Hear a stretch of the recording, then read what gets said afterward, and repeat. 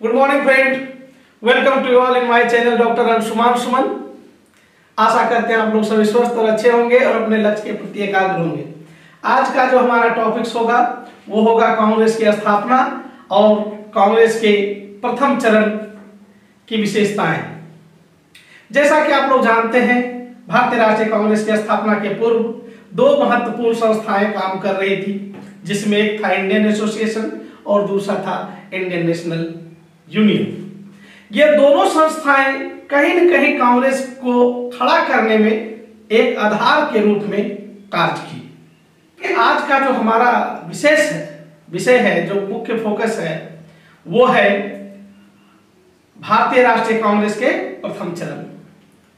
भारतीय राष्ट्रीय कांग्रेस की स्थापना, जैसा कि आप लोग सभी जानते हैं, एओ हुम के निर्देशन में दिसंबर 1885 मुंबई में हुई और इनके जो पहले अध्यक्ष हुए उनका नाम था डब्ल्यू.सी. बनर्जी, जो कि आप यहाँ पे देख सकते हैं। दोनों का एक चित्र लगा हुआ है, एओ हुम का भी और डब्ल्यू.सी. बनर्जी का भी। इन दोनों का चित्र यहाँ पे देख सकते हैं। हमने पिछली कक्षा में बात किया था कि ये जो राष्ट्रीय कांग्रेस की स्थापना हुई, ये एओ हुम के आह्वान पर एक बैठक होनी थी पुणे में, लेकिन वहां पे डायरिया हैजा फैल जाने के वजह से वो जगह शिफ्ट हुआ और वो बैठक हुई मुंबई में। और यहीं पे इंडियन नेशनल यूनियन जो है, उनका जो एक प्रकार से कह दें तो नाम चेंज हो गया और हो गया Indian national Congress. Congress term जो है, कांग्रेस जो शब्द है, इस शब्द को क्वाइन किया दादा भाई नौरोजी ने। इसीलिए दादा भाई नौरोजी को कहा जाता है कांग्रेस का समटाइम्स पिता। तो कभी कभार इस प्रकार से क्वेश्चन पूछा जा सकता है। अभी हम यदि कांग्रेस के प्रारंभिक कुछ महत्वपूर्ण जानकारी को देखना चाहें तो हम बहुत ही बेहतर ढंग से आप स्क्रीन पर देख सकते हैं। एओ हुम के नेतृत्व में 1885 ईस्वी में, ठीक है, मुंबई में इनका स्थापना हुआ था कांग्रेस का। कांग्रेस ने भारतीयों को एक मंच पर लाकर राष्ट्रीय चेतना का प्रचार किया। कांग्रेस की शुरुआती बैठकों में भारत के भिन्न भिन्न प्रांतों, धर्मों और भाषाओं के प्रतिनिधियों ने भाग लिया, जिससे यह एक अखिल भारतीय संस्था बना। अखिल भारतीय संस्था का तात्पर्य यही हुआ कि विभिन्न क्षेत्रों के लोग इसमें शामिल हुए, विभिन्न वर्गों के लोग शामिल हुए और विभिन्न पेशे वाले लोग भी इसमें पार्टिसिपेट किए। इसीलिए इसको अखिल भारतीय संगठन के रूप में जाना गया। यदि कांग्रेस के उद्देश्य पर चर्चा करें तो ब्रिटिश सरकार के भीतर रह करके ही शांति, तर्क और संवाद के आधार पर ये काम को करवाना चाहते थे और देश को आगे बढ़ाना चाहते थे। मूल रूप से यहाँ अगर हम खोलकर बात करें तो ये बात स्पष्ट है कि कांग्रेस की जिस समय स्थापना हुई है, उस समय कांग्रेस का कोई ऐसा उद्देश्य नहीं था कि भारत को उसको स्वतंत्र करना है। ये आगे आने वाले समय में सिचुएशन, ऐसा परिस्थितियां ऐसी बनी कि यही कांग्रेस अपने अग्रिम स्वरूप में, आगे के स्वरूप में पूर्ण स्वतंत्रता की मांग कर डाली। लेकिन प्रारंभिक दौर में आप देख रहे हैं, ये कह रहे हैं कि ब्रिटिश सरकार के अधीन ही रह करके शांति से संवाद करके अपनी बातों को मनमाना है और उनसे काम करवाना है। अर्थात अंग्रेजी सरकार को अच्छा सरकार निश्चित रूप से ये लोग मानते हैं। पहला अधिवेशन की यदि बात करें, प्रथम अधिवेशन की, ठीक है, तो जैसा कि आप लोग को ज्ञात है कि इंग्लैंड से जब एओ हुम लौटे तो उन्होंने एक मीटिंग की, क्या किया था, आह्वान किया। और आपको मैं ये अभी भी बता दूं कि ये इंग्लैंड क्यों गए थे। तो चूंकि एओ हुम एक रिटायर्ड अंग्रेजी अधिकारी थे और एओ हुम ने ही तत्कालीन वायसराय डफरिन के सामने यह एक मुद्दा रखा था कि राष्ट्रीय स्तर पर कोई न कोई एक संगठन होना चाहिए जो तमाम बातों को आपके समक्ष रख सके, देश के तमाम बातों को आपके समक्ष रख सके। इस संदर्भ में डफरिन ने भी स्वीकृति दिया था। अतः यह संस्था कैसे इतना अच्छा हो, कैसे बेहतर कार्य करे, इसलिए ये इंग्लैंड गए थे और उन्हीं लोगों से ये मिलना चाह रहे थे जो लोग को भारत का अनुभव था, जैसे कि डलहौजी, रिपन इत्यादि। तो वहां से जब ये लौटे तब ये जो कांग्रेस का जो पहला बैठक हुई, ये बैठक हुई बंबई में, पुणे के बदले में, जैसा कि अभी भी हम लोग बोल रहे थे। ठीक है, तो ये होना था पुणे में, लेकिन बैठक हुई बंबई में। तब प्रथम बैठक से जो कुछ प्रश्न आते हैं उनको फैक्चुअल अगर देखें तो आपको यहां से सब कुछ स्पष्ट होगा कि ये जो बैठक है 28 दिसंबर 1885 ईस्वी को दिन 12 बजे हुई। एग्जैक्टली अगर प्लेस पूछा जाए तो गोकुल दास तेजपाल संस्कृत कॉलेज भवन बंबई, अब बंबई का नाम मुंबई हो गया है। इसमें कुल प्रतिनिधि जो भाग लिए थे 72 भाग लिए थे और इसका पहला अध्यक्ष जो था डब्ल्यूसी बनर्जी था। तो इस प्रकार से कांग्रेस की स्थापना हुई 1885 ईस्वी में। एवं हुम के निर्देशन में प्रथम अध्यक्ष डब्ल्यूसी बनर्जी हुए। लेकिन कांग्रेस शब्द की बात फिर मैं कर रहा हूं, कांग्रेस शब्द जो इसमें जुटा है वो दादा भाई नौरोजी के सजेशन पर जुटा है। अंग्रेजी सरकार के प्रति लोगों की क्या उस समय भावना थी, यदि इस बात को हम नहीं समझेंगे तो हम बेहतर ढंग से कांग्रेस को समझने में सफल नहीं हो पाएंगे। क्योंकि कांग्रेस की स्थापना हुई है 1885 ईस्वी में, यही हमको सबसे पहले अच्छा से जानना चाहिए कि क्या ये स्वतंत्रता के लिए हुई है या अंग्रेजी सरकार के साथ काम करने के लिए हुई है, या अंग्रेजी सरकार के अधीन अपने आप को ज्यादा अधिकार प्राप्त करने के लिए हुई है। ये दो बहुत महत्वपूर्ण बातें हैं। तो मैं स्पष्ट कर दूं, 1885 ईस्वी में राष्ट्रीय जो भारतीय राष्ट्रीय कांग्रेस की स्थापना हुई है, वहां इनका कोई मुद्दा स्वतंत्रता जैसा नहीं था और लोगों के मन में अंग्रेजी सरकार के प्रति क्या सोच थे, उस सोच को यदि आप लोग देखेंगे तो आपको महसूस हो जाएगा कि सचमुच में कांग्रेस उस समय किस उद्देश्य से इसकी स्थापना किया था। कांग्रेस के लोग कांग्रेस की स्थापना किस उद्देश्य से किए थे। आइए देखिए, इसमें सबसे पहले देखिए प्रारंभिक कांग्रेस के नेताओं में बदरुद्दीन तैयब जी का नाम बहुत बड़े नेता के रूप में आप ले सकते हैं। उन्होंने क्या कहा था बदरुद्दीन तैयब जी ने कि महारानी के सैकड़ों प्रजा में से कोई अन्य लोग इतने राजभक्त नहीं जितने भारतीय शिक्षित लोग। कहने का मतलब बदरुद्दीन तैयब जी खुद बड़े नेता हैं कांग्रेस के, वो कह रहे महारानी के जितने भी प्रजा हैं, महारानी मतलब ये इंगित कर रहा है इंग्लैंड के राजा या रानी को, ठीक है। और उस समय इंग्लैंड के कई उपनिवेश थे दुनिया में, तो उसमें से भारत के जो शिक्षित लोग हैं वो सबसे ज्यादा वफादार, ये बोल ही रहे हैं, ठीक है। दादा भाई नौरोजी का मानना क्या है? दादा भाई नौरोजी क्या बोलते हैं, यदि हम ऊंची आवाज में बात करेंगे तो हमारा काम नहीं होगा। इसका मतलब आप समझ रहे हैं कि अंग्रेजी सरकार सर्वोसर्वा है और वहां पे हमारा जो पोजीशन है वो बहुत ज्यादा अच्छा नहीं है। इसलिए ये कह रहे हैं कि अगर हम लोग तेजी से जो ऊंची आवाज में करेंगे, ऊंची आवाज का मतलब हम लोग को अगर जोर जबरदस्ती कुछ काम करवाना चाहेंगे अंग्रेजों से तो नहीं हो पाएगा। कहने का मतलब एटलीस्ट हम लोग उनके सामने सरेंडर कर चुके हैं। ये दादा भाई नौरोजी जी भी मान रहे हैं। इसलिए देखिए हमारा जैसा सोच है उसके आधार पर हम लोग काम करेंगे। इसका मतलब हम स्वतंत्रता की बात अभी भी हम लोग नहीं कर पा रहे। जब ऊंची आवाज में बात ही नहीं करने के लिए हम लोग राजी हैं तो हम स्वतंत्रता की बात कैसे करेंगे।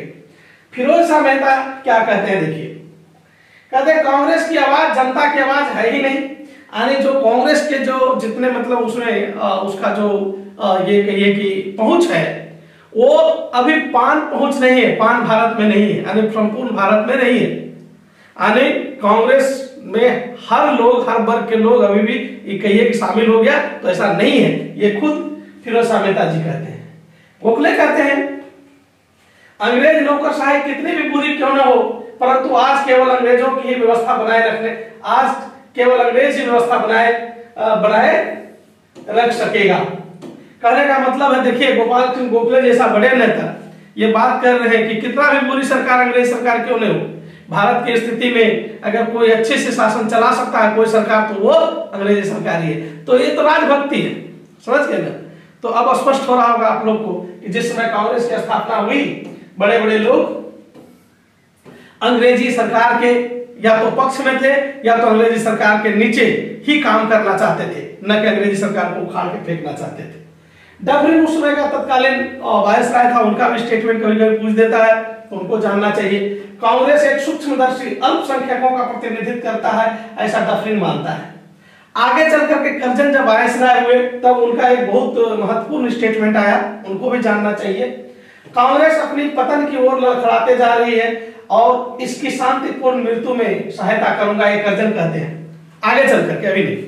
तो करजन के भी स्टेटमेंट को आपको याद रखना चाहिए, ये सब स्टेटमेंट पूछे जा सकते हैं।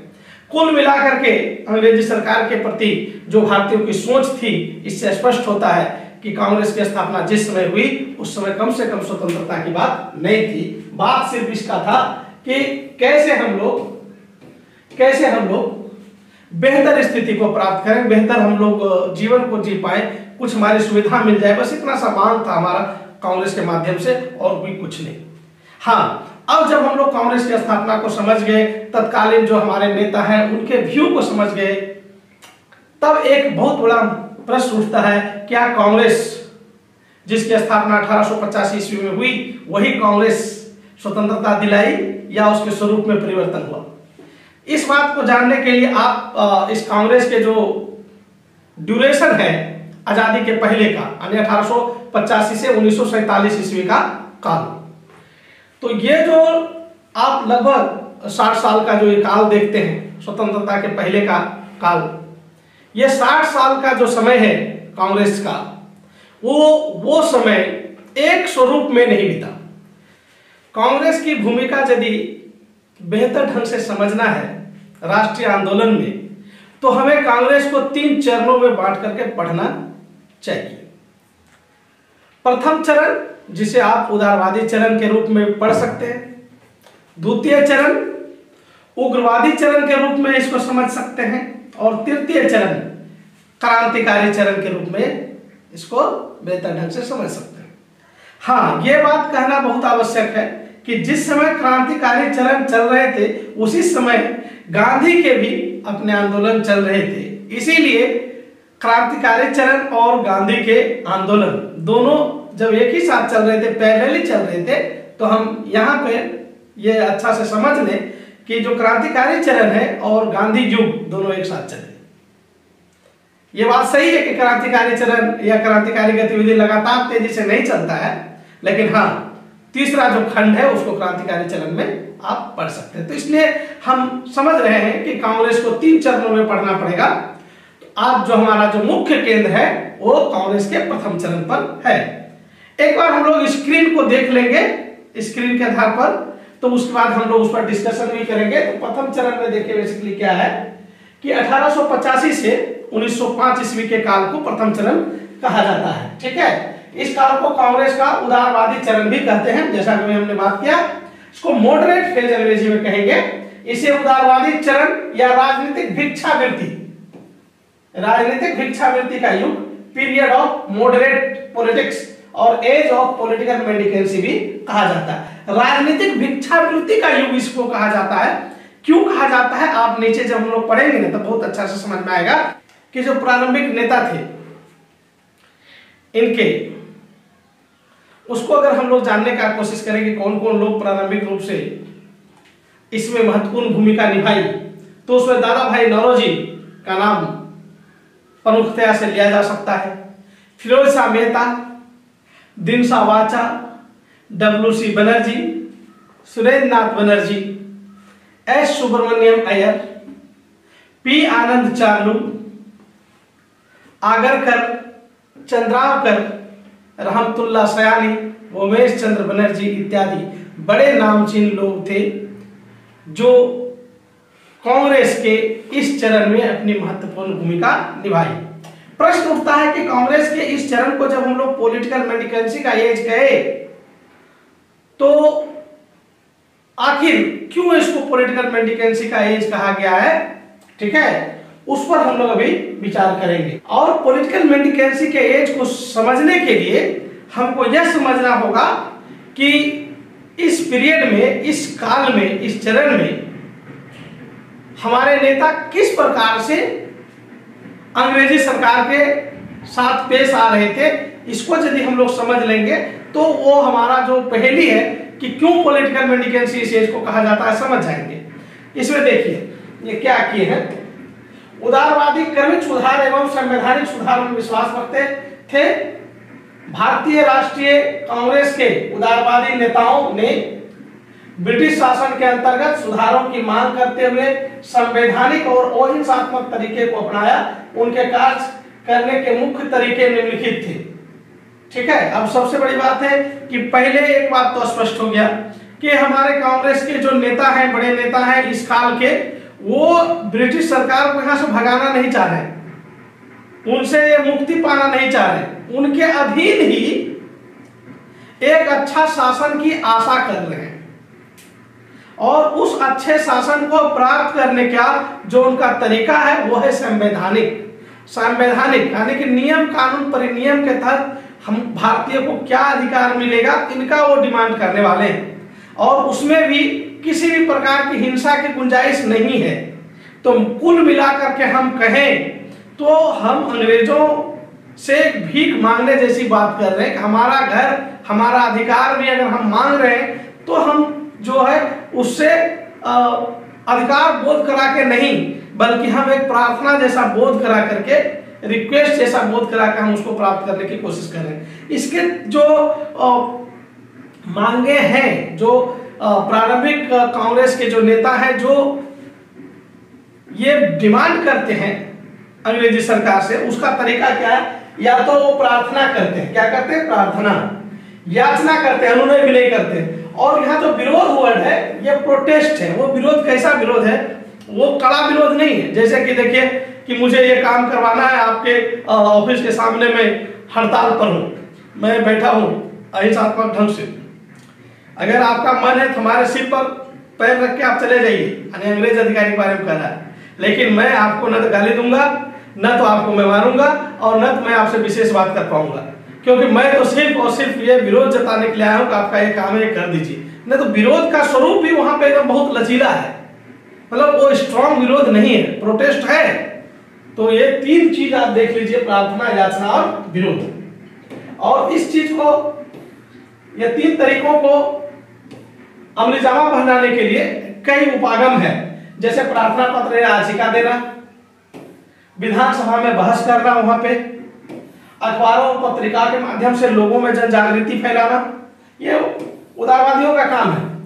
स्मरण पत्र, मेमोरियल्स, मेमोरेंडम इत्यादि देना, ठीक है। डेली ब्रिटिश सरकार की नीतियों की समटाइम्स शांतिपूर्ण ढंग से आलोचना करना, ठीक है।